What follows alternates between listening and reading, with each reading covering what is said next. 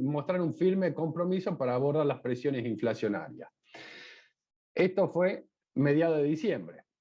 Ahí a mediados de diciembre, ¿cuáles eran las proyecciones de la Fed? Esto era crecimiento para el año pasado, en septiembre, las estimaciones de los miembros de la Fed, y esto era en diciembre. ¿Qué decían los miembros de la Fed? Parece que la economía va a crecer menos de lo que esperábamos en septiembre. Y de inflación, ¿qué decía? Esto es lo que esperaban en septiembre y esto es lo que esperaban en diciembre. Entonces, en diciembre los miembros de la Fed dijeron, en el año pasado, 2021, la economía habría crecido menos y la inflación fue más alta de lo que nos imaginábamos en septiembre.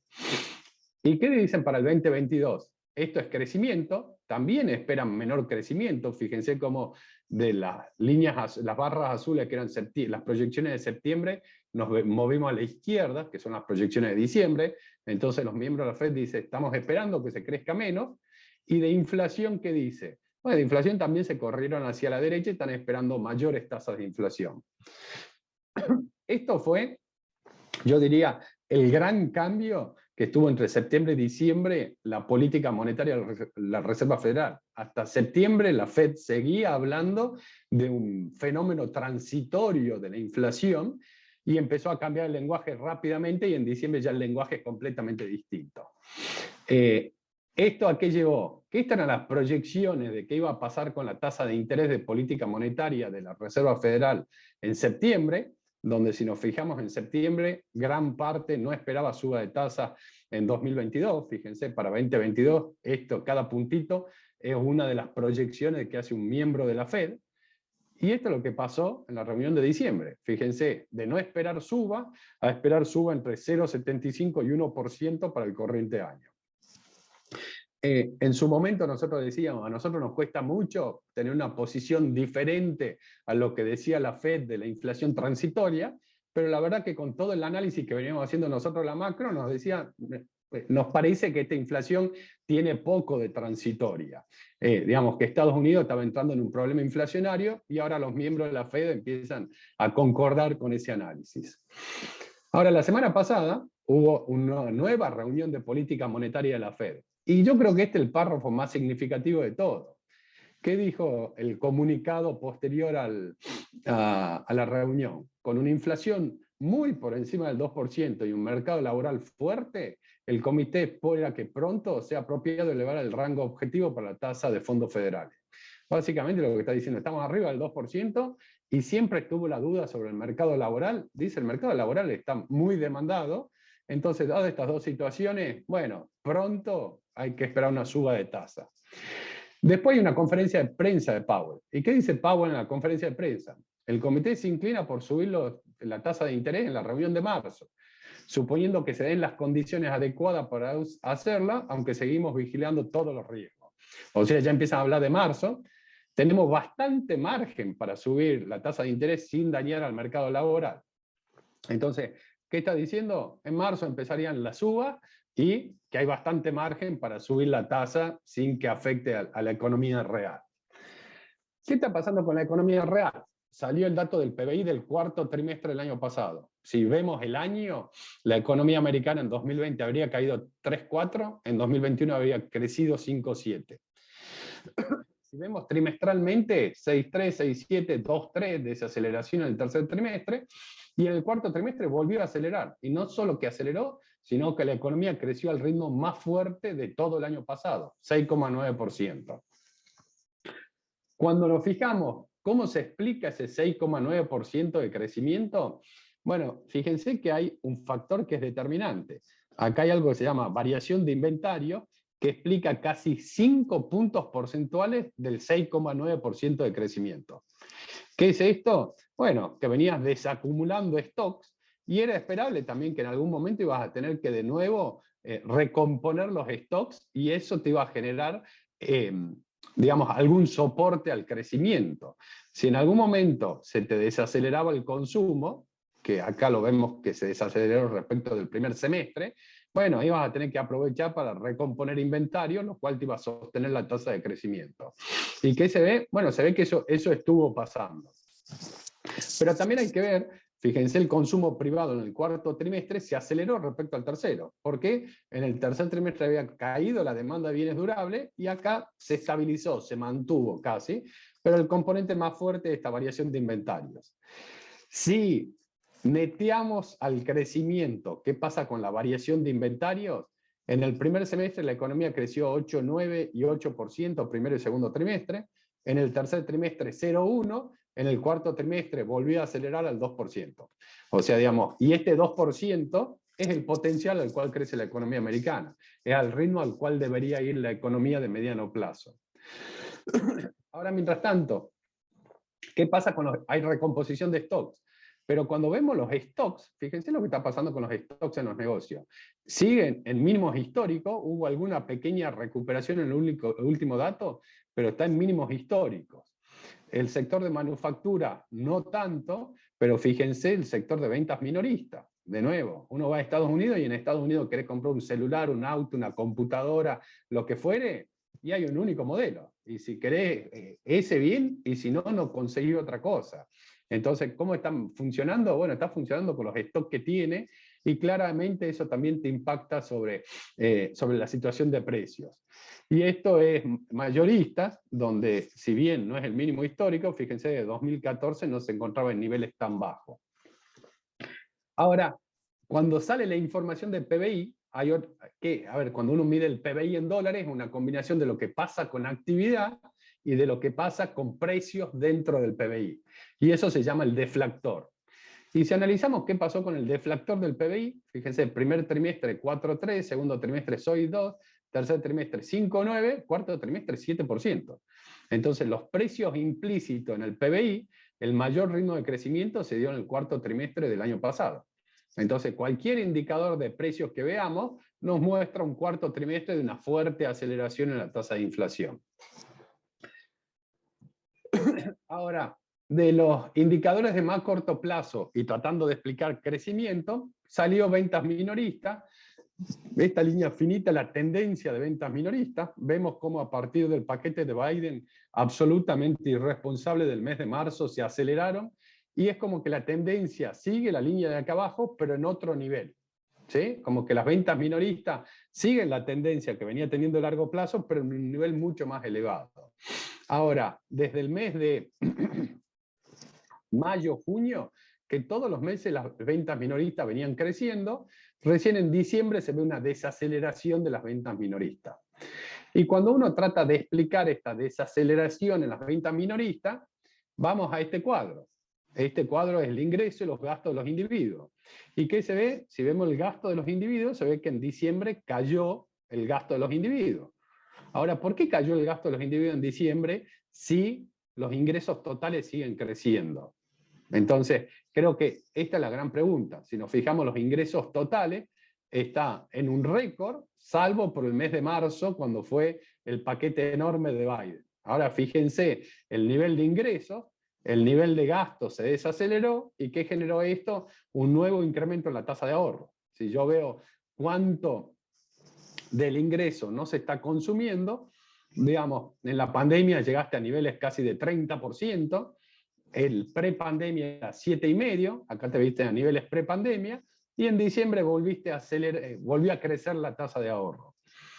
Si uno trata de explicar este comportamiento, yo creo que hay un factor que es el principal, que es el tema climático, y uno segundo que podría haber, que es la disponibilidad de productos. Digamos, por el tema climático, digamos, demasiado frío y que la gente se guarda más. Y por otro lado, falta de producto, podrían haber hecho que el gasto se desacelerara a pesar del incremento, que los ingresos siguen creciendo en Estados Unidos. Dentro de esto, fíjense, la compensación a empleados está en récord histórico. Entonces ya no hay nada que justifique que la economía americana necesite paquetes de estímulo. Tener la compensación a empleado en récord histórico, fíjense lo que era el nivel de compensación a empleado prepandemia, y el ingreso de los propietarios también lo tenés en niveles récord, fíjate, cerca de los 5,6 billones de dólares, cuando prepandemia era 5,3. ¿Sí? Entonces no hay nada que justifique que la economía americana siga teniendo paquetes de estímulo. Y acá hay que ser muy claro en algo. Digamos, el tapering lo que hace es desacelera el ritmo al cual se inyecta liquidez. Todavía la Fed no está retirando liquidez de la economía. Sigue poniendo dólares, pero a un ritmo más suave del que lo venía haciendo antes. Y cuando uno ve todos los indicadores de la economía americana, la verdad que hace tiempo, desde el estudio venimos planteando, que los paquetes, es más, desde marzo ya con el paquete de Biden, que venimos planteando que esos paquetes de estímulos no lo necesitan y que el mayor riesgo era que se acelerara la tasa de inflación, y es lo que efectivamente está pasando. Nosotros a fin del año pasado decíamos los paquetes de estímulos ya se deberían haber retirado hace tiempo. Bueno, parece que en marzo se acabarán los paquetes de estímulos y empezaremos a ver qué hace la Fed, cuánto sube tasa y cuánto empieza a achicar el balance, donde en definitiva, de nuevo, achicar el balance es empezar a retirar dólares de la economía. Respecto al mercado laboral, esta es la tasa de desempleo. En el peor momento de la pandemia llegó a casi 15 puntos del producto. Hoy está cerca del 3%, abajo del 4% la tasa de desempleo. Y uno podría decir, bueno, está bien, es una tasa de desempleo muy baja, pero hay gente que quedó fuera del mercado laboral, es toda la discusión de los últimos meses del año pasado, y esa gente en algún momento va a volver a trabajar, entonces va a crecer la oferta y eso va a hacer que no genere presiones inflacionarias. Ahora, esta es la tasa de desempleo como se mide en todo el mundo, pero Estados Unidos tiene estadística para todo. Y hay una cosa que se llama el desempleo neto. ¿Qué es el desempleo neto? Es agarrar la tasa de desempleo y ajustarla por toda la demanda de empleo que hay del sector privado que no puede ser cubierta. O sea, hay estadística de cuánta demanda por empleo insatisfecha hay. O sea, yo quiero contratar a alguien y no consigo ese alguien para cubrir el puesto que tengo. Bueno, cuando uno ve el desempleo neto que da niveles negativos. ¿Sí? O sea, ¿qué está diciendo? Que la demanda de empleo es no cubierto es más alto que la tasa de desempleo. Y esto es desempleado sobre oferta de empleo, también da negativo. O sea, cuando uno ve el mercado laboral en Estados Unidos, no solamente bajó la tasa de desempleo, sino que en los últimos meses se ve que se genera más oferta laboral que el total de desempleados que hay. Entonces, claramente, digamos, la economía americana tiene que desacelerarlo, porque si no, ¿qué tenés? Esto es lo que está pasando con salarios.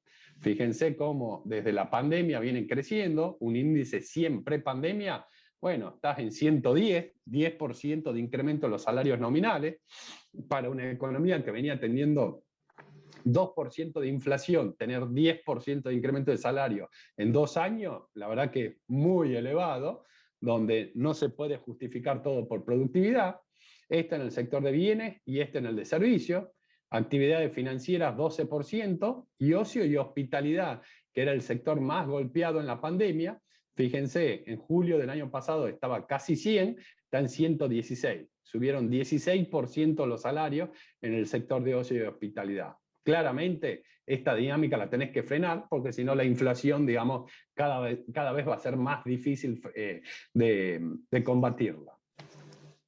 Ahora, ¿qué impacto tiene esto? Bueno, claramente el mercado empieza a descontar lo que va a hacer la Fed, entonces ¿qué empezás a ver? Suba de tasa de interés, y cuando tenés suba de tasa, ¿qué tenés? Bajan el precio de las acciones. En la reunión de diciembre yo le mostré este cuadro. Este cuadro muestra el patrimonio neto de los...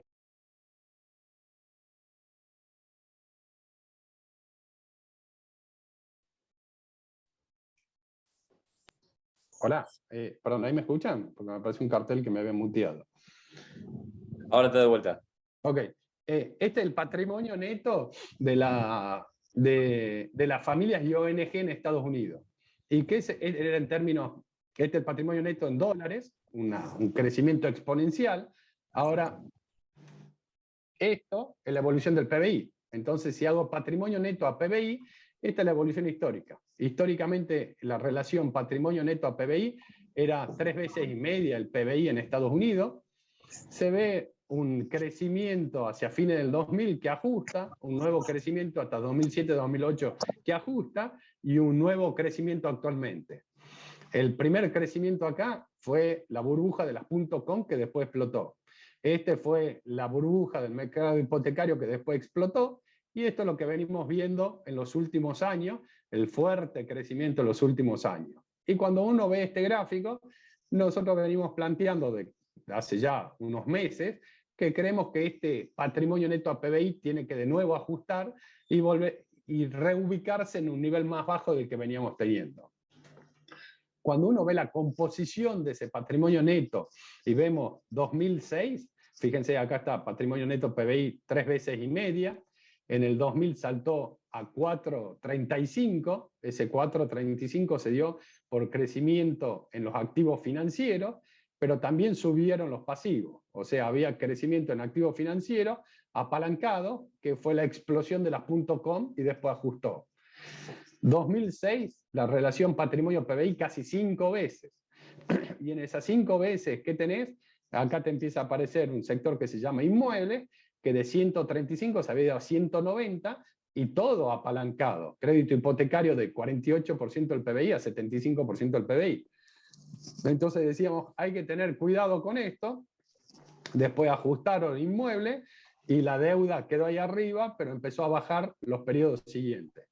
Ahora, cuando vemos la información al tercer trimestre y vemos que la relación patrimonio neto PBI es 6,2 veces el PBI, ¿y cuál es el activo que más crece? Vuelven a aparecer acá activos financieros e inmuebles. ¿Cuál es la buena noticia de inmuebles? Que esta vez no está apalancado. Entonces, el incremento en el precio de las propiedades no está apalancado como 2008, entonces no habría que esperar algo como lo que ocurrió en 2008, más allá de que el sistema financiero americano tomó un montón de regulaciones prudenciales para evitar una crisis como el 2008. Pero el segundo componente es este activo financiero. Fíjense, el valor de los activos financieros es 5 veces el PBI. Y cuando uno trata de argumentar desde el punto de vista de los fundamentos esta evaluación de los activos financieros, la verdad es que resulta muy difícil. ¿Qué es lo único, o una parte importante de lo que explica esto? Los bajos niveles de tasa de interés y la excesiva inyección de liquidez que hizo la Reserva Federal, que incrementó el ahorro de los individuos que lo destinaron a la demanda de activos financieros. Entonces tenés gente con ingresos extraordinarios por subsidios que destinaron a comprar bonos y acciones, entonces te subió el precio de los bonos y las acciones, pero cuando yo compro bonos vuelve a bajar la tasa de interés, con lo cual vuelve a subir el precio de las acciones. Entonces, si uno trata de explicar esto, yo diría que gran parte de esto está explicado por los bajos niveles en la tasa de interés, con lo cual en la medida que la tasa suba, es esperable que el precio de esos activos vaya corrigiendo. ¿Qué está pasando con las tasas de interés? Esta es la estructura de tasas de la Reserva Federal diciembre del 2018, diciembre del 19, antes de la pandemia, abril del 20, peor momento de pandemia, la tasa más baja, y esto es al 28 de enero. Claramente la curva se va empinando, fíjense la diferencia que hay entre el momento de tasas más bajas, pleno pandemia, y la situación actual de tasas. Bueno, la curva se va empinando con una tasa corta en torno a 0, pero con la tasa larga, digamos que se va acelerando. Si lo queremos ver a esto una dinámica de qué viene pasando, esto es la tasa de 2 años, todo 2020 y hasta agosto del 21 con niveles de tasas 2 años bajísimos, y a partir de septiembre empezó a subir la tasa 2 años hasta arriba del 1%. Esto es la tasa de 5 años, ya había tenido un salto anterior, y de nuevo a partir de agosto, septiembre empezó a acelerar y arriba del 1,5%. Y esto es la tasa de 10 años, donde se fijan, en 2 años no se vio el ajuste del segundo trimestre del año pasado como la de 5 y la de 10, y ahora de nuevo la tasa de 10 va ajustando y llega a niveles máximos desde la situación de prepandemia. Entonces, digamos, ¿qué empieza a ver el mercado? Y el mercado empieza a ver, digamos, que la necesidad de una suba de tasa, y va creciendo esto. Ahora, ¿cómo te impacta esa suba de tasa? Bueno, este es el índice del MSCI a nivel mundial. Estoy tomando un periodo más corto, desde enero del 2021, y donde se ve, digamos, que llegó a crecer hasta casi 18%, pero el último dato está abajo de 110, o sea, estás 10% arriba de enero del 2021, pero estás también 10% abajo de lo que había sido el máximo reciente. Esto es explicado claramente por economías desarrolladas. Esto es emergente, emergente sigue con una tendencia a la baja, y esto es América Latina dentro de emergente, con más volatilidad. Cayó, subió, volvió a caer y ahora se está estabilizando al final. Pero ¿qué es lo que empezamos a ver? Lo que mucha gente tenía en mente, que las acciones subían y no paraban de subir. Si nos posicionamos desde fin de octubre del año pasado y vemos qué está pasando con los índices accionarios, por lo menos hay que destacar la volatilidad que está teniendo el índice y que vemos que desde el principio de año empezaron a ajustar los precios. Y de nuevo es algo que veníamos sosteniendo, que era esperable que pasase en la medida que la tasa de interés empezase a subir. ¿Y qué empezamos a ver? Empezamos a ver esa corrección en el precio de los activos. Ahora, esa es la situación internacional. Un mundo claramente que, si uno dice cuál es el riesgo que tiene el mundo, yo diría hoy en todo el mundo el gran tema es cómo vas a hacer para controlar la tasa de inflación. Entonces, creo que ese es el gran tema que tiene hoy la economía mundial, con una economía que se sigue recuperando de manera muy fuerte, por arriba del potencial, pero ajustando los números a algo más parecido al potencial, donde el riesgo de la pandemia pareciera que ya desapareció dada la baja tasa de letalidad, y ahora claramente el riesgo que hay, el riesgo de la crisis entre Rusia y Ucrania y cómo se puede desenvolver, pero digamos hasta el momento uno diría que es una economía mundial que ya se recuperó de la pandemia, creciendo fuerte por arriba de su potencial, con claras presiones inflacionarias que tiene que ver cómo hacer para ajustar esas presiones inflacionarias. Si nos situamos en Estados Unidos puntualmente, hay que esperar suba de tasas de corto plazo, ya el mes que viene, estamos en febrero, el mes que viene suba de tasa, con retiro de liquidez de la Reserva Federal, lo cual va a impactar en tasas de interés y obviamente cuando impacte en tasas de interés va a impactar también en el precio de activos, fundamentalmente acciones, que es lo que ya empezamos a ver. Ahora, entre contexto internacional y Argentina, sequía y valor de cosecha. Esto es la campaña agrícola mundial, la relación stock-consumo, que te muestra que estamos en la cuarta campaña consecutiva donde caen los stocks respecto al consumo, con una producción que sigue creciendo a nivel mundial, pero un consumo que también crece. Entonces, cuando hace la relación stock-consumo, va cayendo, y esto le da un soporte al precio de las materias primas. Cuando vemos ¿qué es lo que está pasando con la sequía? Bueno, fíjense, esto es la Secretaría de Agricultura de Estados Unidos hace estimaciones de qué está pasando con la cosecha y con la campaña agrícola a nivel mundial. Y esto es la comparación de la estimación de enero respecto a la de diciembre. ¿Qué hizo el USDA? Bajó en 1.8 millones la producción de granos, te ajustó el consumo a la baja, pero te ajustó también las existencias iniciales a la baja, con las cuales las existencias finales son más bajas y te cae la relación stock-consumo. Sube trigo, cae maíz, cae el resto de granos, y en oleaginosa ajusta la producción 8.4 millones de toneladas, fundamentalmente en soja, y sube el otros. Cuando vemos del 1.8 millones de toneladas que cae la estimación de producción mundial, 0,5 lo explica el ajuste de Argentina, y cuando vemos los 9 millones de toneladas menos de soja, 3 millones lo explica Argentina. Y esto es el impacto que está teniendo la sequía en Argentina. ¿Qué es importante para entender Argentina? Nos importa obviamente los volúmenes, pero al final del día lo que determina es qué pasa con volumen por precios. Entonces tenemos que multiplicar el valor de la cosecha estimado con los precios internacionales. Y esto es lo que nos está dando hoy, que el valor de la cosecha P por Q estaría cayendo respecto al año anterior. ¿Por qué? Porque vamos a tener menos volumen, básicamente por la sequía, y unos precios que en promedio van a ser un poquito más bajos que el año pasado. Y acá hay que poner un signo de interrogación, porque los precios los últimos días están subiendo, y obviamente en la medida que la cantidad cosechada en Argentina y Brasil disminuya, impactan los precios internacionales. Hoy nosotros estamos trabajando con un valor de cosecha, acá abajo, el año pasado fue 49.000 millones de dólares, este año 47.000, donde básicamente el año pasado, si vemos el incremento de precio, a pesar de que el volumen cayó, la relación P por Q le dio al país 12.500 millones de dólares adicionales. Esto fue el viento de cola que tuvo la economía argentina el año pasado. Y las estimaciones con las que estamos trabajando para este año, tenemos que el impacto va a ser negativo.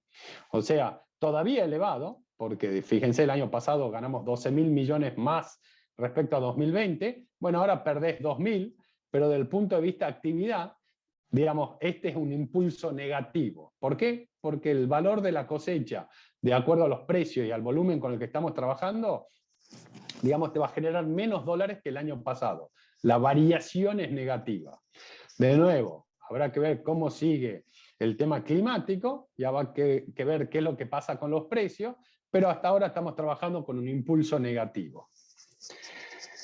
Dentro de esto, si queremos digamos, poner a Argentina dentro del contexto internacional, estamos diciendo un mundo que crece, pero crece menos, con presiones inflacionarias, lo cual va a hacer subir la tasa de interés, y cuando haga subir la tasa de interés, ¿qué vas a tener? Baja en el precio de los activos. Cuando uno analiza cualquier economía, cómo se relaciona respecto al resto del mundo, hay tres variables. La primera es qué le pasa a los precios al valor, digamos, de lo que uno exporta. Y en el caso argentino estamos diciendo, creemos que ese impulso va a ser negativo. El segundo, qué pasa con movimientos de capitales. Y en Argentina, digamos, está fuera de los mercados de capitales, entonces uno diría una suba de tasa no le impacta a Argentina, y yo diría que no le impacta directamente, pero le impacta indirectamente. ¿Por qué indirectamente? Porque en la medida que el mundo tenga mayores tasas de interés, va a haber flujo de capitales que salgan de economías emergentes y vayan más hacia Estados Unidos, digamos, fundamentalmente. Y en la medida que ocurre eso, actividad económica se desacelera. Entonces tenés un mundo que crece menos, y aparte de un mundo que crece menos, puntualmente el precio, el valor, digamos, P por Q de lo que Argentina exporta, lo estamos viendo afectado básicamente por el tema de sequía. Y la tercera variable es cómo le van a tus socios comerciales. Y acá estamos diciendo que el mundo va a crecer menos, que nuestros socios comerciales van a tener menos acceso al mercado de capitales y que van a estar cayendo el precio de las materias primas. Entonces uno diría que el contexto internacional por lo menos no va a ser positivo. Digamos, el mundo va a crecer menos, con menor disponibilidad de recursos para economías emergentes y con baja en el precio del valor de los productos de exportación. Bueno, claramente el escenario no sería el más favorable. Dentro de esto, el viernes pasado se anuncia un programa con el Fondo Monetario, donde en realidad lo que se anuncia es un preacuerdo. Nosotros veníamos sosteniendo es fundamental lograr un acuerdo. ¿Por qué? Porque estos son los vencimientos de deuda que tiene Argentina con el fondo este año, y decíamos, si hay algo seguro, es que para Argentina resulte imposible pagar todos estos vencimientos de deuda. Argentina no puede pagar 19.000 millones de dólares, no tiene cómo pagarlo. Entonces, ¿cuál era la alternativa? O acordás o vas a un default con el Fondo Monetario. Estos eran los otros vencimientos que había, pero decíamos antes del mes de marzo, dado que entre Club de París y Fondo Monetario te están venciendo casi 5.000 millones de dólares, ¿qué tenías que lograr? Bueno, tenías que lograr antes del mes de marzo el acuerdo con el Fondo Monetario.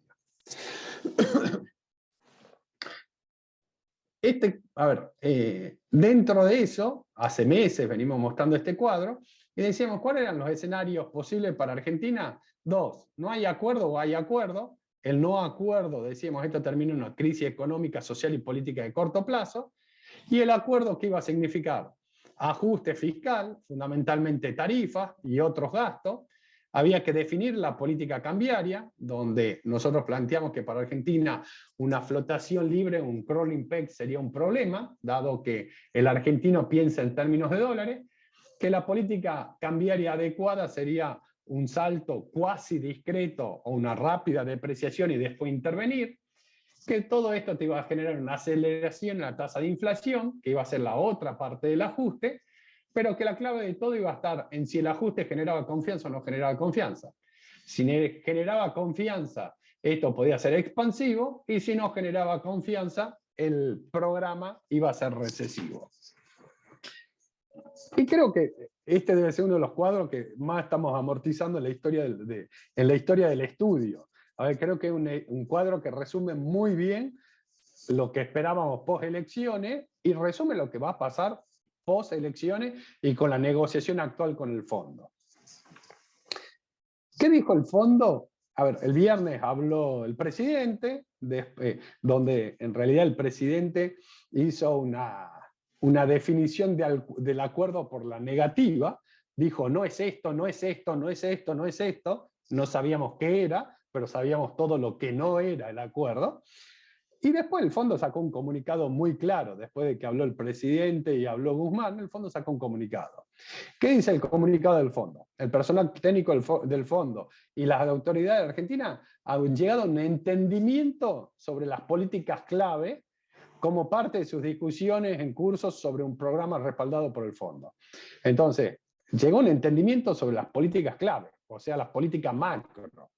Las discusiones en curso, o sea, todavía se está discutiendo, para llegar a un programa con el fondo.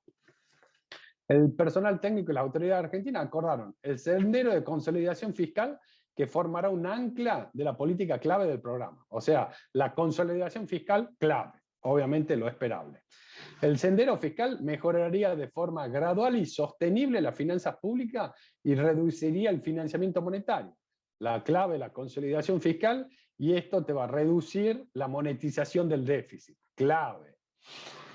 Tercero, dice, permitiría aumentar el gasto en infraestructura y ciencia y tecnología y protegería los programas sociales, que es todo lo que se basó el presidente en su presentación, pero acto seguido dice, acordamos que una estrategia para reducir los subsidios a la energía de manera progresiva será fundamental.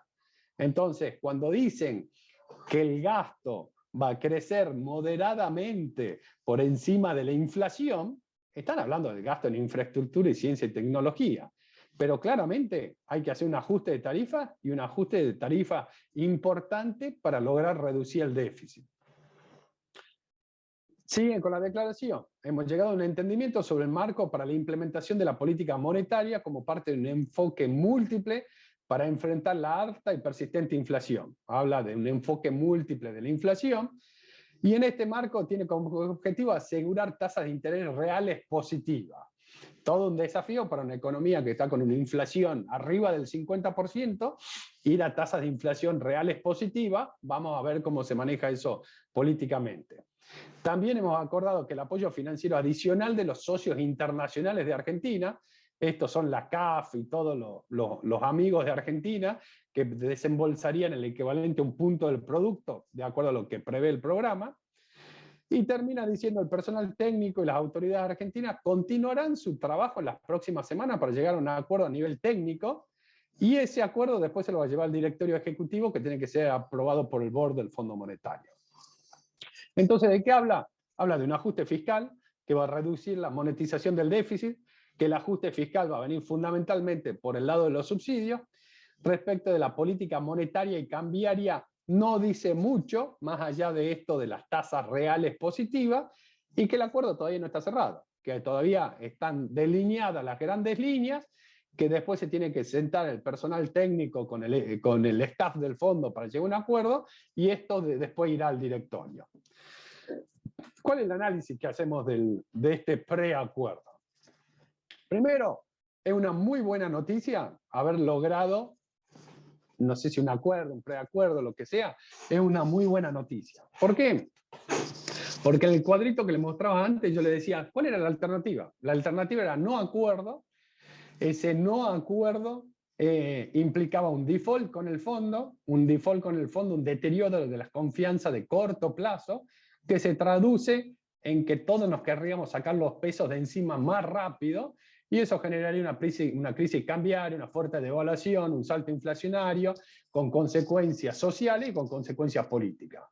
Para que tengan una idea, ¿cuáles son los países que están en una situación de cesación de pagos con el fondo? Hay 3. Somalia, Zimbabue, digamos, y ahora no me acuerdo el tercero, digamos, son los 3 países que están en situación de default con el fondo. Entonces, claramente, entrar en ese club no era una buena idea para Argentina. Entonces, esta decisión de buscar un acuerdo creo que es una muy buena noticia respecto a lo que era la alternativa. ¿Qué se lograría con un acuerdo? Evitar el default. Entonces, ¿esto qué permitiría? Refinanciar los vencimientos de todo el año, pero además algo sorprendente, que lo dijo el ministro, el fondo, bueno, después en el comunicado del fondo no se habla de esto, es que se restituiría lo que se pagó el año pasado, que son como 5.000 millones de dólares. Entonces, de alguna forma, Argentina tendría fondos frescos más allá de lograr la refinanciación y disipar un potencial default de deuda con el Fondo Monetario. ¿Qué dicen del tema fiscal? Todo esto de acuerdo a lo que dice Guzmán. En el año 2022, un déficit de 2,5 puntos del PBI y llegaría a un equilibrio en el 2025, digamos, un equilibrio primario. La verdad que hablar de 2023, 24 y 25 es casi anecdótico. Creo que hay que centrarse en este 2,5% del 2022. Cuando se reduzca el déficit fiscal va a haber menores necesidades de financiamiento, entre ellos la menor necesidad de emisión monetaria, lo que va a reducir el desequilibrio en el mercado de pesos. ¿Por qué es importante reducir el desequilibrio en el mercado de pesos? Porque todo lo que venimos viendo en los últimos meses en Argentina es consecuencia de que hay más peso de lo que demanda la economía. Entonces hay un déficit fiscal elevado, que se financia una parte importante emitiendo pesos, que nadie quiere tener al final del día, y eso ¿qué me genera? Como me desprendo de los precios, me genera demanda de bienes y servicios, de activos y otros bienes, lo cual te genera un poco de actividad económica, pero te genera deterioro en la balanza comercial, te genera pérdida de reserva del Banco Central, te genera brecha cambiaria, te genera desincentivo a liquidar exportación y te acelera la demanda para el pago de IMPO. Todo esto es una dinámica del exceso de peso. Entonces es clave eliminar ese exceso de peso. Ahora, ¿cuál es yo creo que uno de los principales desafíos que se plantea? Y el gobierno dice, bueno, no nos están pidiendo tanto ajuste fiscal, nos dejan tener un déficit primario de 2,5 del PBI el corriente año. Pero ¿cuál es el gran problema o el gran desafío? Cuando uno se fija el resultado fiscal que anunció el gobierno en 2021, era un déficit más o menos de 2,5 del PBI. Pero eso incluía como ingresos derechos especiales de giro y el aporte solidario, que eran ingresos extraordinarios que no se repiten. Entonces, si uno saca los DEG y el aporte solidario, ya tenemos que el déficit del año pasado fue de 3,6 del PBI, 3,7 del PBI. Y si a ese 3,6, 3,7 del PBI vemos cuál es la dinámica de lo que está pasando con los subsidios energéticos, resulta que el déficit primario normalizado con el cual se arranca 2022 es de 4,3% del PBI. ¿Sí? Entonces, ¿cuál es el ajuste que está pidiendo el programa? Digamos, bajar el déficit primario de 4,3 a 2,5. En realidad lo que se está pidiendo es un ajuste de 1,8 del PBI. Y 1,8 del PBI, la verdad que resulta muy elevado, sobre todo cuando lo escuchamos inicialmente al ministro que decía que el gasto primario iba a crecer moderadamente por encima de la inflación. Decían, están de nuevo apostando al crecimiento, que el crecimiento va a ser el ajuste. Y la verdad que lograr una reducción del déficit de 1,8 del producto solo con crecimiento es extremadamente ambicioso. Por suerte, después llegó el comunicado del fondo donde dijo, ojo, que el ajuste va a venir por ajuste de tarifa. Ahora, este ajuste de tarifa genera un desafío político. ¿Por qué un desafío político? Porque se habla de la segmentación de las tarifas y todo, que a mí me parece muy razonable ir con un ajuste de tarifas progresivo, pero hay que tener presente que el 10% de la población, de los grupos familiares, no de los individuos, de los grupos familiares de mayor ingreso de Argentina, el 10% de mayor ingreso tiene ingresos mensuales superiores a los 190.000 pesos por mes. ¿Sí? El 10%. Ahora, el 40% siguiente, que también le vas a tener que subir la tarifa de manera importante, tienen ingresos entre 190.000 y 70.000 pesos por mes.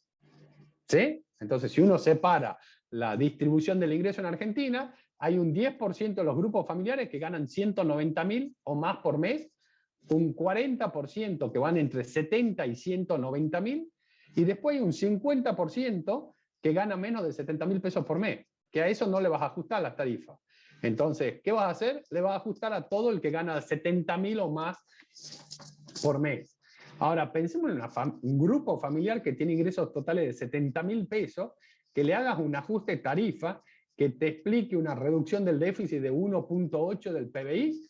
Bueno, la verdad que por lo menos va a ser un desafío político. Al mismo tiempo se pone una meta de acumulación de reservas de 0 neto de los desembolsos del fondo. En realidad te dice, yo te voy a devolver 5.000 millones, el fondo le dice a Argentina, yo te voy a devolver 5.000 millones y quiero que acumule 5.000 millones de reservas. O sea que si nos olvidamos eso, en realidad lo que están pidiendo es que la variación de reservas sea 0.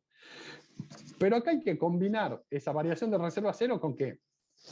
Con la sequía, que por lo que les mostré antes, si vemos el valor de la cosecha estaría cayendo, hay que esperar todavía a ver qué pase con precios, pero en principio el valor de la cosecha argentina va a caer respecto al año anterior, con lo cual el superávit comercial va a ser más bajo, con lo cual ese superávit comercial más bajo te va a impactar sobre reserva. El segundo punto es que estamos enfrentando suba en los precios de la energía que Argentina exporta, suba del precio internacional, al mismo tiempo que hay una sustitución en la importación de gas, que estamos importando menos gas de Bolivia y más gas licuado, que es mucho más caro que el gas de Bolivia. Entonces, si uno pone el impacto de la sequía, la suba del precio energético y la sustitución de gas de Bolivia por gas licuado, todo esto hace que el superávit comercial se deteriore, y cuando se deteriora el superávit comercial hace que el superávit en cuenta corriente casi que desaparezca. Entonces, acumular reservas con un superávit en cuenta corriente casi de 0, bueno, también va a ser un desafío.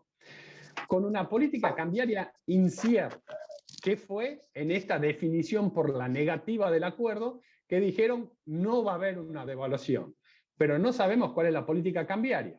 Aparentemente sería acelerar el crawling peg. Ahora, si yo ajusto la tarifa, cuando ajustes la tarifa, ¿qué va a pasar con la inflación? Se va a acelerar la inflación. Entonces, cuando se acelere la inflación, en esta idea del crawling peg, que la depreciación de alguna forma tiene que ir por arriba de la tasa de inflación, ¿qué va a hacer? Me debería acelerar la depreciación del tipo de cambio. Si yo no acelero la depreciación del tipo de cambio, ¿qué voy a hacer? Ese ajuste de tarifa me va a retrasar aún más el tipo de cambio real y me va a generar presiones sobre el mercado de cambio. Al mismo tiempo, se insiste con la idea del déficit estructural de divisa, lo cual es algo inexistente. No hay un déficit estructural de divisa. Lo que tiene Argentina es un déficit estructural de confianza. Nadie cree, entonces todo el tiempo tenemos salida de capitales.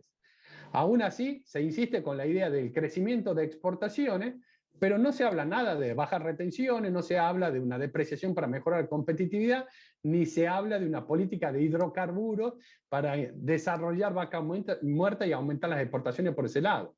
Entonces, digamos, hay mucho denunciativo, de aspiracional, pero que no queda claro cómo se va a lograr. Entonces, yo diría, si uno ve lo anunciado hasta ahora, que falta toda la letra chica que va a salir en una semana, cuando termine la discusión con el staff y salga la carta de intención que se eleva al directorio, estamos hablando de la necesidad de un ajuste fiscal, que estamos completamente de acuerdo. El ajuste fiscal es de 1,8 del producto. Ese 1,8 del producto, ¿cómo vas a aumentar el gasto en tecnología social y todo respecto de inflación? Todo va a venir por tarifa en un país, digamos, con empobrecido, una distribución del ingreso muy, digamos, el nivel de ingreso muy bajo en Argentina, con lo cual vas a tener un desafío político y una meta de 0 variación de reservas netas del Fondo Monetario, pero con un problema de sequía, con un problema que estás importando energía y estás importando energía más cara y mucho gas de GNL, que es mucho más caro del gas boliviano. Entonces, yo diría que todo esto, bueno, genera serias incertidumbres respecto del programa. Cuando vemos la composición del gasto primario, nosotros veníamos mostrando este cuadro y decíamos 3 puntos del producto del gasto están explicados por subsidios económicos. Si vos querés bajar el déficit, ¿qué tenés que apuntar? Y tenés que apuntar a los subsidios económicos. ¿Qué vas a hacer con los otros gastos? El gasto en jubilaciones y pensiones y el gasto social. Acá hay que diferenciar dos cosas. Te dicen, le va a ganar moderadamente a la inflación. Ese fue el anuncio que hizo el ministro de Economía. Ahora, si actividad económica crece, en realidad el gasto le puede ganar a la inflación, pero caer en términos del PBI. ¿Se entiende? Porque el PBI crece por inflación y por crecimiento. Entonces hay un segmento ahí en el medio donde uno, ¿qué puede hacer? Ganarle a la inflación, pero que baje en términos del PBI. ¿Sí? Y es probablemente lo que se vaya a intentar, que el gasto en jubilaciones y pensión y el gasto social le gane moderadamente a la inflación, pero que vaya por debajo del PBI, o sea, lo sigas ajustando en términos de producto, que los subsidios económicos le pegue fuerte y acá venga gran parte del ajuste, y que de esa forma busque reducir el déficit fiscal. Esto es cómo vienen siendo las intervenciones del Banco Central en el mes de enero. Estás casi, digamos, 100 millones ganando. A los primeros días del mes compraste unos dólares, después te estabilizaste, perdiste y ahora te volviste a estabilizar. Esto es lo que pasa con las reservas netas. La verdad que encontramos una nueva fuente de información muy buena de reservas. Las reservas brutas están abajo de los 39.000 millones de dólares. Hay 12.000 millones de encaje de depósitos en dólares, 20.000 de swap, 5.000 de otros. Nos quedan unas reservas netas en 1.400 millones de dólares, de los cuales 3.600 es oro, con lo cual las reservas netas líquidas son negativas en 2.200 millones.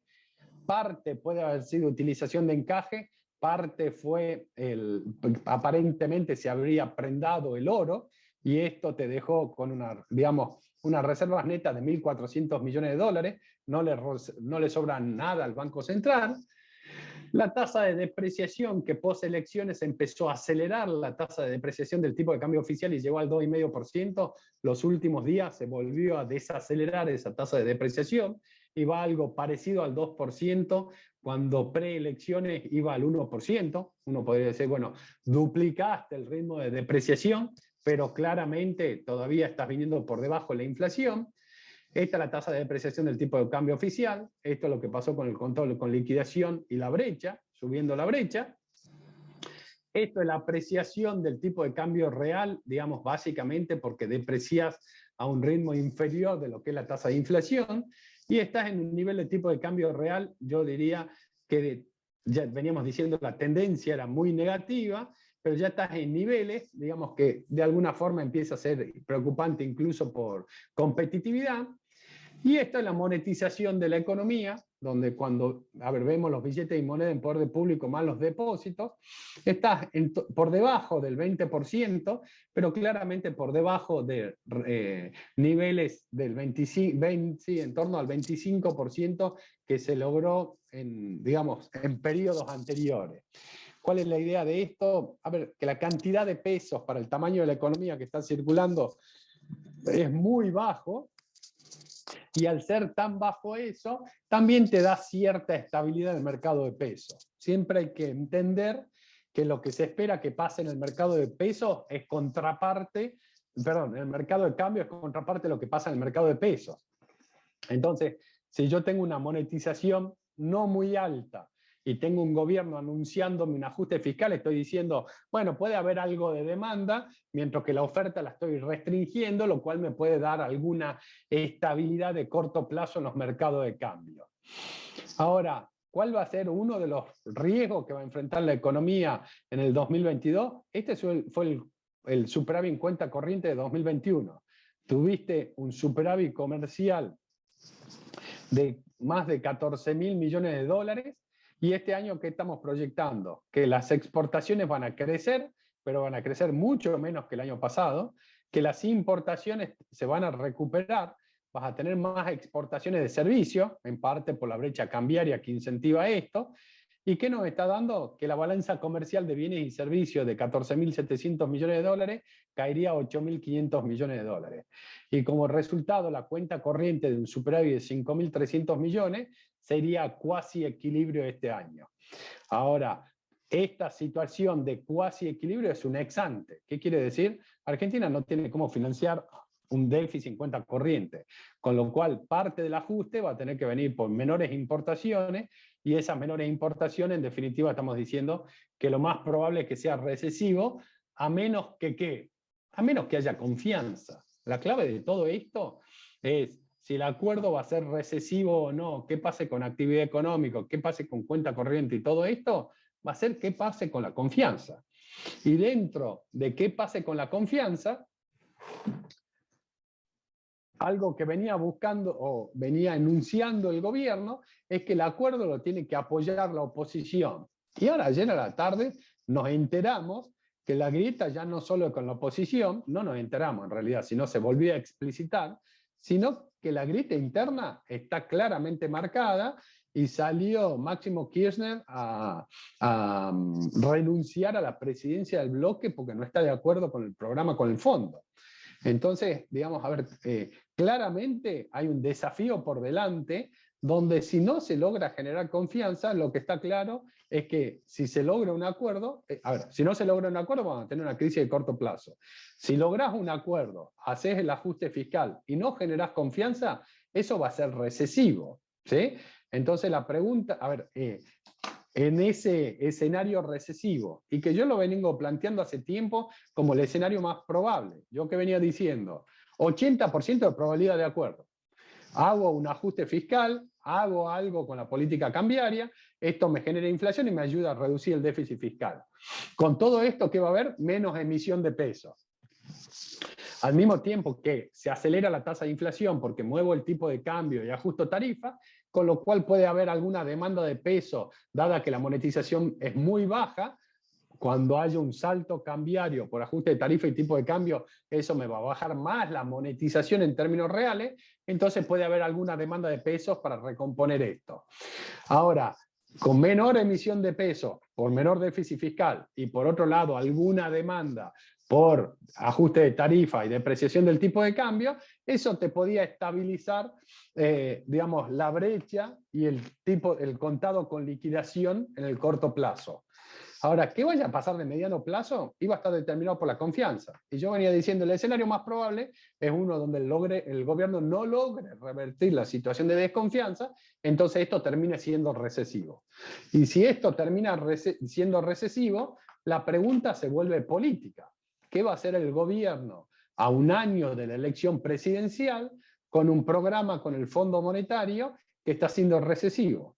Digamos, está dispuesto a inmolarse atrás de ese ajuste y que el escenario sea algo como de la Rúa en el 2000, o no está dispuesto a inmolarse y de alguna forma empieza a incumplir el programa. No creo que el fondo lo deje caer al programa, sino que el fondo va a ir dando waivers, porque no quiere ser el culpable de la crisis en Argentina, pero el problema va a ser que si se incumple el programa, va a haber que buscar financiamiento de otra forma. ¿Y cuál es el financiamiento que hay? De nuevo la emisión de pesos, y empezaremos de nuevo a ver presión en el mercado de cambio, presión en la brecha, presiones inflacionarias y todo lo que vimos de fin del año pasado. Cuando vemos esto de confianza del consumidor, si uno ve la tendencia desde, digamos, las tendencias decrecientes, más allá de que hubo momentos muy malos y recuperación, los últimos datos son negativos. Esto es respecto a condiciones actuales y expectativas futuras. Toda vez que estás abajo de 50, la confianza es negativa, claramente estamos en terreno negativo, similar a lo de 2017, 2018, que estuvo Macri cuando le explotó la crisis. Y este es el índice de confianza en el gobierno. Si vemos el índice de confianza del gobierno que tiene Alberto Fernández, está en el peor momento, digamos, peor que en el peor momento de Macri. Entonces, digamos, si uno se ve cuál es la confianza y creemos que la confianza es clave, bueno, ya estamos viendo que el gobierno estaría teniendo un problema ahí. Entonces, de nuevo, de corto plazo, una muy buena noticia que haya un acuerdo con el Fondo Monetario. ¿Por qué? Ante la alternativa de ser Zimbabue o Somalia, digamos, claramente una buena noticia el acuerdo. Ahora ese acuerdo genera serios desafíos, cómo vas a cumplir la meta fiscal, y el segundo tema es si vas a lograr revertir la confianza de forma que el acuerdo no sea recesivo. Claramente lo que pasó ayer en digamos, dentro del bloque del Frente de Todos no es una buena noticia, pensando en la necesidad de revertir la confianza, ¿no? Bueno, paro acá y quedo abierto a preguntas.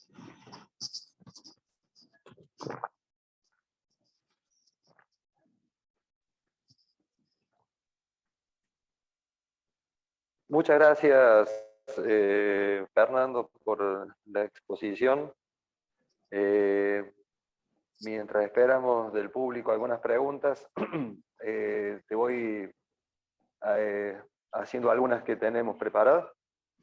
Un punto que menciona el acuerdo y que en Argentina es muy complejo de lograr y sobre todo que es poco afecto al kirchnerismo a aplicarlo, es el de las tasas reales positivas. Es decir, tasa de interés por encima de la inflación. ¿Cómo ves eso? Dado que cuando se le impuso en aquel momento a Duchamp, el ministro de Economía, y a Sandler, y pusieron la tasa al 70%, eso implosionó prácticamente la economía. ¿Cómo ves que se pueda consensuar ese punto con las ideas del gobierno actual? A ver, la verdad que es clave el punto ese, y yo lo quiero separar en dos partes. Uno, la ideología del gobierno, y la otra, digamos, cómo funciona el tema de tasas de interés. Primer punto, a mí me preocupa que hablemos de tasas reales positivas. ¿Por qué me preocupa? Porque yo creo que en Argentina, y por ahí podríamos hacer una encuesta acá, que en Argentina nos importa poco la tasa real. Todo, cuando decidimos demandar pesos, no estamos pensando en qué va a pasar con la inflación, sino qué va a pasar con el tipo de cambio. Entonces creo que el argentino no piensa en tasa real, sino piensa en tasa implícita en dólares. Y este requerimiento del fondo de venir con tasas reales positivas, a mí me preocupa porque una vez más vamos a un programa que no reconoce el carácter bimonetario de la economía argentina. Entonces, primer punto, para mí es preocupante. Segundo punto, y yendo a tu pregunta puntual, Saúl. El segundo punto es que cuando uno dice la tasa sube y la suba de tasa es recesiva, está pensando en, digamos, en una economía cerrada. Este es un punto medio teórico. A ver, en todo el mundo, cuando vos querés subir la tasa, cuando vos querés frenar actividad económica, ¿qué haces? Subir la tasa de interés. Entonces, cuando subís la tasa de interés, aumenta el costo del crédito. Cuando aumenta el costo del crédito, te desacelera consumo, y cuando te desacelera consumo, desacelera actividad económica. Buenísimo. Ahora, cuando uno piensa en una economía abierta, y yo subo la tasa de interés, ¿qué puede generar la suba de tasa de interés? Ingreso de capitales. Entonces, cuando yo tengo un ingreso de capitales, en realidad la suba de tasa ya no es recesiva. La suba de tasa puede ser expansiva. Entonces, creo que en eso hay que tener un segundo cuidado. Cuando uno dice a Sandler y Duchamp lo hicieron subir la tasa de interés y eso fue recesivo. Yo creo que eso no fue recesivo. Lo que fue recesivo es el cambio de expectativa y la salida de capitales fenomenales que enfrentó Argentina, a pesar de la suba de tasa. Subieron la tasa y a pesar de que subió la tasa, nadie se quería quedar en Argentina. Entonces lo recesivo es la salida de capitales, no la suba de tasa de interés. Ahora, hechas estas dos aclaraciones casi teóricas para quedar tranquilo conmigo mismo, vamos al pensamiento del gobierno. Claramente al gobierno le cuesta enormemente subir la tasa. ¿Por qué? Porque tiene el pensamiento que si subo la tasa de interés, la suba de tasa de interés es recesiva. Entonces, y piensan que con tasas reales negativas, esto va a ser expansivo. Ahora, en una economía como Argentina, donde el sistema financiero equivale a 15 puntos del producto, y el crédito es menos de 10 puntos del producto, ¿qué impacto tiene una suba o una baja de tasa sobre actividad económica? Creo que el único impacto que tiene la tasa de interés es tratar de generar algo más de demanda de activos en peso, no es un impacto sobre actividad económica. Entonces yo entiendo que todos los que están acá me deben estar insultando y diciendo, no, no sabes lo que me cuesta a mí cuando sube la tasa de interés. Sí, estoy de acuerdo, tiene un impacto.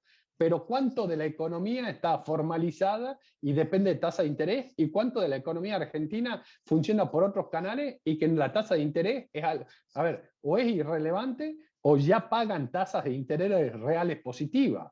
Entonces, digamos, creo que el impacto sobre la actividad económica es por lo menos marginal, no mucho más que eso. Pero de todos modos, si a mí me pagás una tasa real positiva, pero yo creo que por delante va a venir una devaluación más grande, yo voy a seguir demandando dólares. Entonces, digamos, no me tenés que pagar una tasa real positiva, sino me tenés que pagar una tasa de interés en pesos que cubra mis expectativas de devaluación. Si no cubre mis expectativas de devaluación, yo sigo demandando dólares. Para terminar, Saúl, con la pregunta. De acuerdo a lo que yo sé, el gobierno se oponía a esto y es un requisito del fondo. El fondo le dijo, no podés seguir con tasa real negativa, tenés que poner las tasas reales positivas, y veremos, digamos, cuánto caso le hace el gobierno. Entiendo que el Banco Central estaría dispuesto, Economía no estaría dispuesto, pero creo que acá vamos a empezar a discutir, y se debe estar discutiendo estos días, digamos, cómo se hace esa suba de tasa, hasta cuánto quieren llegar. Bueno, van a ser parte de las metas que le ponga el Fondo Monetario al gobierno, ¿no? Vamos a ver, pero claramente un requerimiento del fondo. Bien, muchas gracias, Fernando. Te llevo para seguir en Argentina, a el segmento de los activos financieros.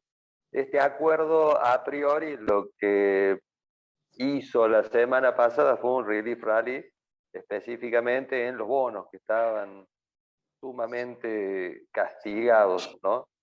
Pero también vimos subas en las acciones y demás.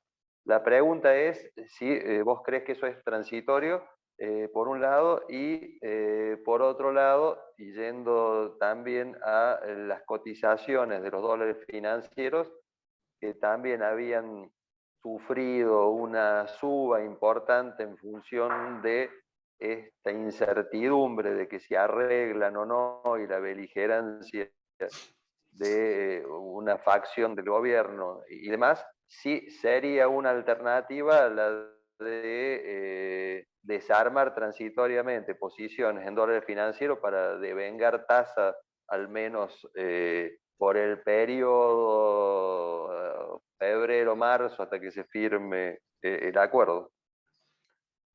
A ver, uno ve el precio de los activos argentinos, y lo único que justifica ese precio de activo es la desconfianza. Uno dice, ¿cómo puede ser que un bono argentino cotice el 30% cuando reestructuró la deuda hace 2 años?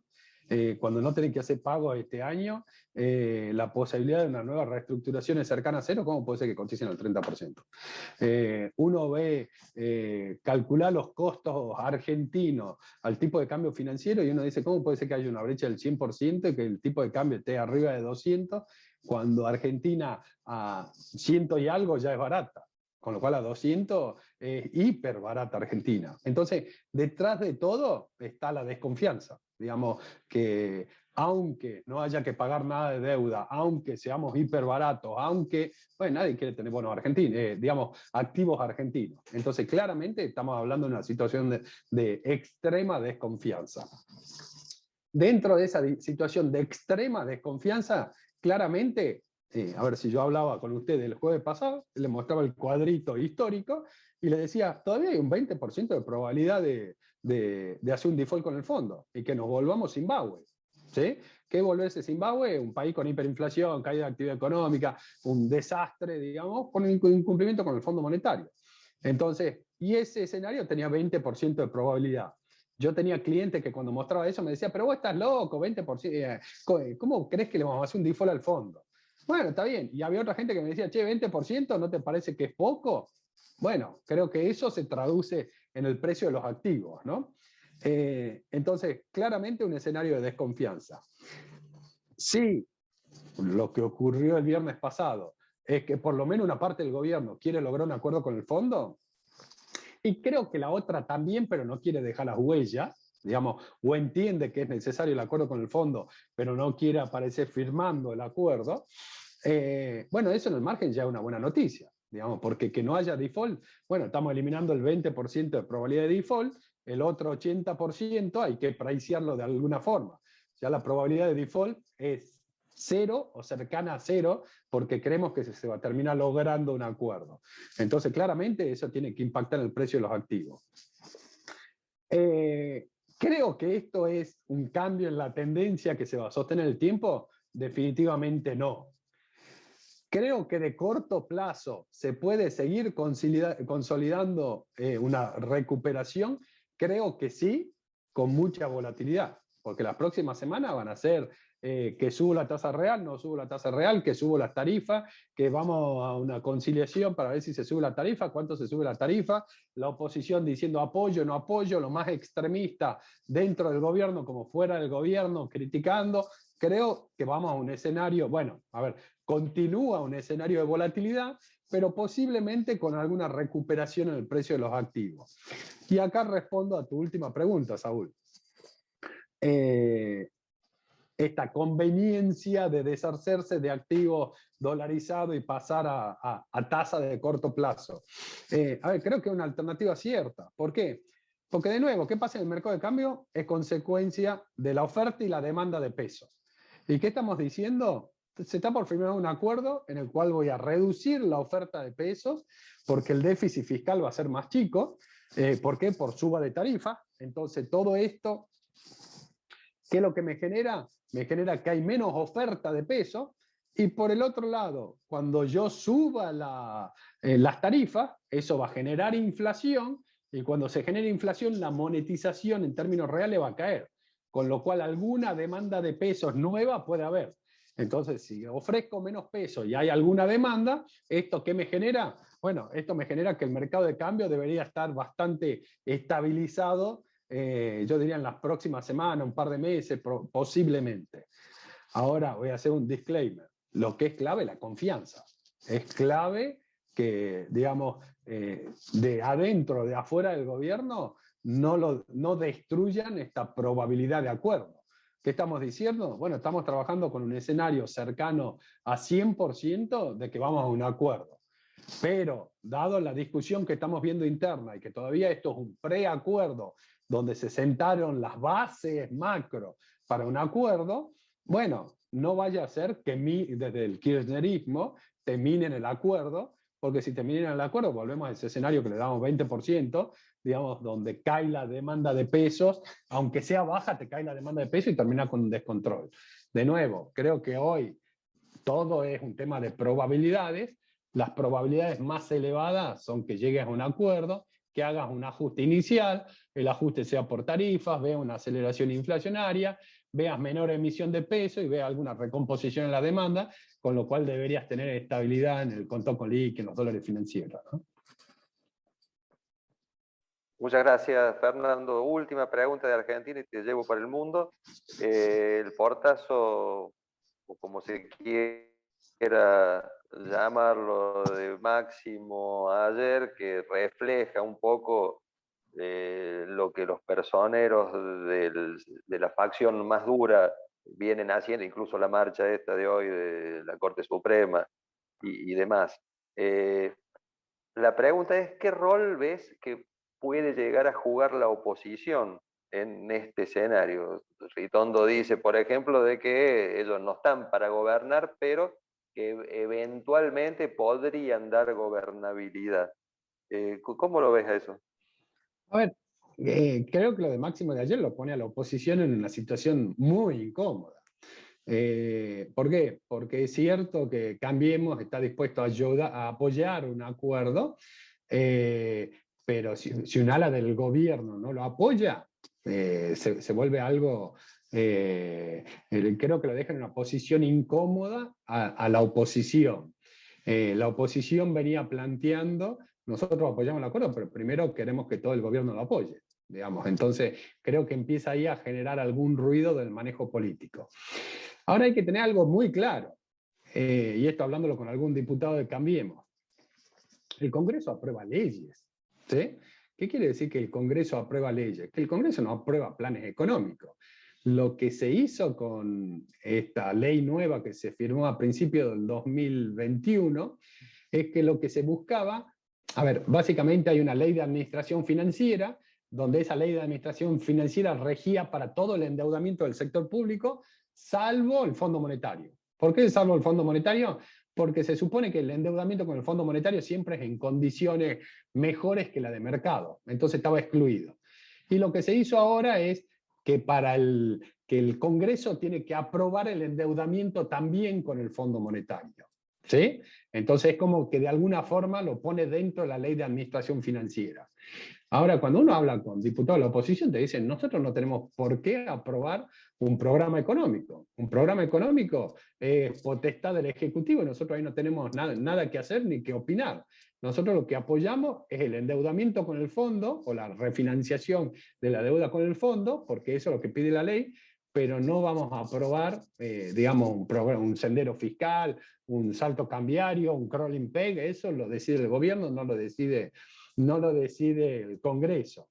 Y dentro de eso, que no lo decide el Congreso, digamos, claramente lo que quiere hacer el gobierno es que la oposición de alguna forma quede involucrada dentro de esta negociación. Creo que lo de Máximo de ayer, por un lado me parece una absoluta irresponsabilidad en este momento salir a hacer esto, y desde el punto de vista de la aprobación del endeudamiento con el fondo, creo que lo pone en una situación incómoda a la oposición. A ver, antes de la charla vos me dijiste algo muy sabio, creo, Saúl, ¿no? Que esto que de golpe la oposición parece que estar dentro del gobierno. Esto es algo que venimos planteando nosotros desde antes de las PASO del 2019. Antes de las PASO del 2019 decíamos el frente de todo, que es una combinación de moderados con revolucionarios, entre comillas. Y en algún momento eso iba a ser eclosión y alguno de los dos bandos tenía que salir vencedor. Bueno, creo que esa disputa sigue y que hoy el principal frente opositor de Alberto Fernández está dentro del gobierno. Habrá que ver cómo se hace el manejo político de eso. Además creo, a ver, si bien Cristina todavía no dijo nada y ayer Alberto en C5N dijo que Cristina no entiende la posición de Máximo, a ver, creo que la decisión ayer de Máximo es imposible de separarlo del posicionamiento de Cristina también. Entonces la pregunta es, bueno, ¿cómo sigue la interna dentro del gobierno? Y de nuevo, perdón, esto relacionado con el tema de confianza, ¿no? Uno podría decir, bueno, esto genera más confianza, rompes con el kirchnerismo, se solucionan los problemas, o decir, bueno, el gobierno no rompe con el kirchnerismo, se siguen profundizando, trata de hacer equilibrio, te complica un acuerdo con el Fondo Monetario. Bueno, veremos cómo sigue evolucionando esto. Bien, te llevo al mundo, Fernando, en un contexto como que estamos viviendo a partir de diciembre, de subas de tasas y donde empieza a haber una restricción monetaria. ¿Dónde ven oportunidades de inversión? ¿O solamente hay que pensar por lo menos este año en resguardar el capital y no buscar grandes rentabilidades?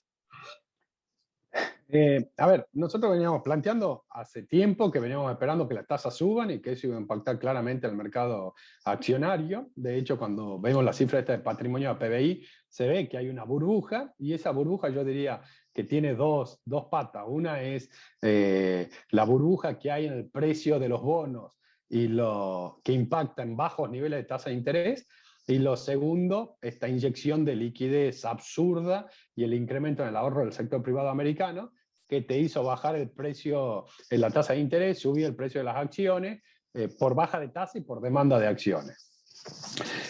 Esperamos una corrección. Si esperamos una corrección, claramente en activos creo que no es en acciones no es la alternativa, en bonos del tesoro tampoco, de largo por lo menos tampoco la alternativa. Con lo cual estamos diciendo, a ver, estamos en un escenario donde hacer tasa es complicado, donde la inflación está yendo al 7%, con lo cual la tasa real es recontra negativa. Entonces, ¿cuáles activos son la alternativa? Una, creo que la liquidez no es una mala opción, pero de nuevo en esa liquidez estás con rendimientos reales negativos. La segunda alternativa, creo que dentro del mundo de acciones, uno debería ver qué sectores están beneficiados por suba de tasa. Y creo que ahí tenés acciones del sistema financiero, son las beneficiadas por suba de tasa, y algunas acciones digamos, relacionadas con consumo masivo que tengan la posibilidad de pasar la inflación a precios y que no se vean afectados sus balances. Creo que esas son las dos cosas. Lo otro que hay que explorar, yo creo que son inversiones en high yield en Estados Unidos de corto plazo, un short duration de corto plazo, pero para eso creo que hay que entender muy bien la economía americana y ver, digamos, a alguien dentro de la economía americana que haga este tipo de inversiones. Pero creo que la respuesta vendría por ahí, digamos, buscar rentabilidad con inversiones alternativas, ¿no? Pero acciones en general creo que no es una buena opción, salvo sistema financiero y consumo masivo de baja elasticidad de ingreso, digamos. Y después creo que hay que buscar rentabilidad con inversiones alternativas, digamos. Creo que el trabajo viene por ahí, ¿no? Perfecto, muchas gracias. Bueno, la última pregunta en función de que el horario nos apremia. Vos mencionaste el rendimiento de los treasuries en estos momentos comparado contra una tasa de inflación. Lo que estamos viendo es una curva de rendimiento, una yield curve, donde la parte corta, específicamente la nota de 2 años, prácticamente y de manera automática lo que hizo fue pricear 4 subas, o 3 o 4 subas de tasa, se fue de 0,30, 0,40 a 1,20. ¿Sí? Obviemos, digamos, los niveles bajos si no veamos por el incremento. Y la tasa de 10 años se mantuvo, subió un escalón de 1,50, 1,60, 1,80 y está manteniendo una curva con una pendiente que parecería que expresa una confianza muy importante, una credibilidad muy importante en el accionar de la Fed. Si la tasa de 10 hubiese subido mucho más y la curva se hubiese empinado mucho, uno diría que el mercado cree que el Fed está por detrás de los acontecimientos. Si eventualmente la curva se invierte, uno pensaría de que el mercado está priceando una posibilidad más de recesión. ¿Es justificada esa credibilidad del mercado de bonos? Obviamente el mercado de bonos no es infalible, ¿no? A ver si vamos a responderlo por lo que ha pasado en los últimos 6 meses. Digamos, hace 4 meses la Reserva Federal estaba hablando de una inflación transitoria y todo el mercado festejando esa inflación transitoria y yendo para arriba y con niveles de tasa bajísimos. Digamos, creo, en aquel momento nosotros nos planteábamos, o estamos equivocados nosotros, la Fed la viene corriendo de atrás, con una inflación de 7%, el desempleo del 3%, el desempleo ajustado negativo y la economía creciendo arriba de su potencial, y cualquier índice de precio fuera de la meta de la Fed, y yo diría, me parece que la Fed prefirió priorizar el crecimiento antes que la inflación, claramente. Y creo que la Fed está respondiendo tarde en esa línea, y creo que el mercado está respondiendo a lo que le viene diciendo la Fed, y creo que el mercado prefiere creerle a la Fed. Ahora, a ver, todo el mercado y la Fed están apostando a lo que se llama un soft landing. ¿Qué es un soft landing? Vamos a subir un poquito la tasa de interés para que baje gradualmente la tasa de inflación y la tasa de crecimiento vaya convergiendo moderadamente al 2%. Digamos, creo que la mejor respuesta a esto está en el libro de Greenspan. Greenspan dice hacer un soft landing he aterrizado un 7,47 mirando por el espejo retrovisor. Bueno, ojalá funcione, vamos a ver si funciona, pero digamos, si los datos de inflación siguen viniendo como hasta ahora, yo creo que la Reserva Federal va a tener que ser claramente más agresiva a lo que viene siendo. De hecho, hasta ahora, digamos, si uno se quiere poner muy, muy ácido, no hizo nada la Fed. La Fed anunció y está inyectando menos liquidez que antes, pero sigue inyectando liquidez. Entonces, ¿qué medida restrictiva tomó la Fed? No tomó ninguna. Entonces, creo que todos preferimos creer en el soft landing, que esto va a funcionar. Si vemos por lo que pasó los últimos 4 o 5 meses, da la sensación que la Fed la viene corriendo de atrás, priorizando el crecimiento. El mercado le cree. Bueno, veremos hasta cuándo le sigue creyendo el mercado, ¿no? Perdón, en algún momento a la credibilidad la tenés que acompañar con hechos, ¿no? Sí, sí, claramente no es el mismo escenario que tenía Volcker en su momento, que tenía que ganar la credibilidad, por eso dijo, yo peleo contra la inflación y el resto no me importa. Me parece que en un entorno donde hay elecciones de medio término en este año, el Fed lo que va a tratar de hacer es decir que endurece la pelea contra la inflación, pero sin soslayar lo que pueda pasar con el empleo y con el crecimiento, ¿no? Cosa de llegar lo mejor posible a esas elecciones y ver si pueden conseguir mayoría en ambas cámaras. En definitiva, creo, y volviendo a un punto que mencionaste en un par de oportunidades, que tiene que ver con el estímulo, casi diría muy responsable, como dijiste, que implementó el tándem Biden-Yellen. Creo que tenía ese objetivo, ¿no? Llegar a punto caramelo a unas elecciones y no depender de los manchis o los cinemas para poder sacar una ley en el Congreso. Sí, a ver, me parece que se le está pasando el caramelo, ¿no? El punto caramelo se le está quemando un poquito el caramelo, digamos. Sí, me parece que mientras el mercado de bono acompañe, tienen una chance más, ¿no? Creo que ahí debería estar la clave de lo que va a pasar. Absolutamente, Saúl, por eso. A ver, yo una vez hablando con algún chico del estudio, me dice, bueno, pero al final vos siempre terminás hablando de la confianza. Y sí, la confianza es clave, digamos. Y así como hablamos de la confianza en Argentina, hay que hablar también de la confianza en Estados Unidos.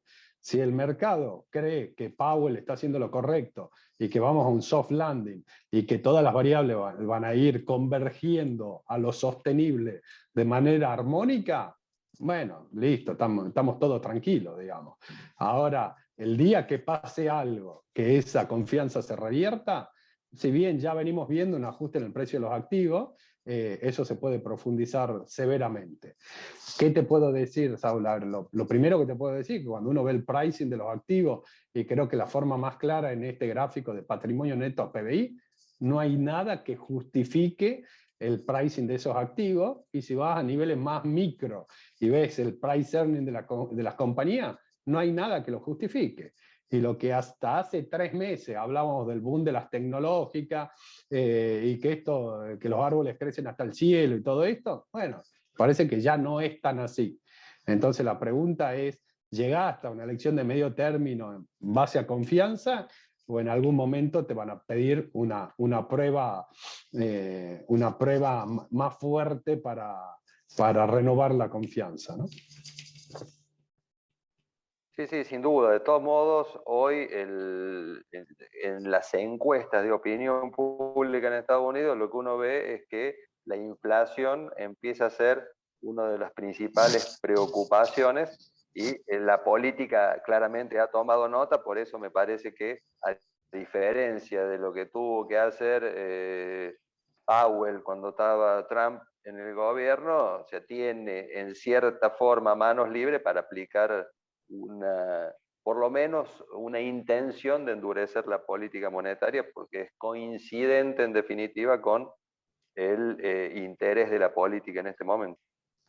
Sí, a ver, yo creo que si a la gente le decís, pensemos en Argentina, Si a la gente le decís, ¿te preocupa la inflación? Sí, el principal problema económico que me preocupa. Ahora cuando le decís, bueno, tengo que bajar el déficit fiscal, entonces tengo que subir la tarifa, tengo que bajar el gasto, tengo que licuar las jubilaciones, ¿quién está de acuerdo? Nadie está de acuerdo. A todos nos preocupa la inflación, pero nadie quiere tomar la medicina, ¿no? Entonces, ojo con eso. Sí, sí, totalmente, Fernando. Bueno, en función de la hora, finalizamos acá la reunión agradeciéndote la claridad y el contenido que nos has brindado, que creemos que es sumamente útil. Y bueno, ya te convocaremos nuevamente para que podamos volver a compartir este espacio. Muchísimas gracias y buena jornada para todos. Muchas gracias a ustedes, saludos para todos, a disposición. Gracias, Fer. Chao, Aníbal.